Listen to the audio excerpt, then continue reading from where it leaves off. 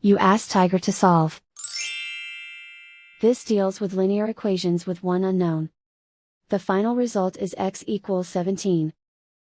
Let's solve it step by step. Simplify the expression. Group like terms. Simplify the arithmetic. Group all constants on the right side of the equation. Subtract 10 from both sides. Simplify the arithmetic.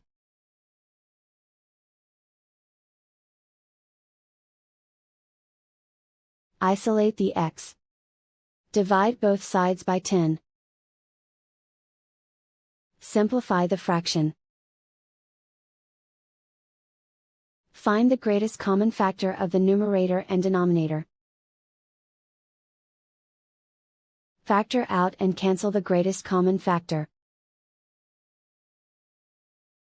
And so the final result is x equals 17.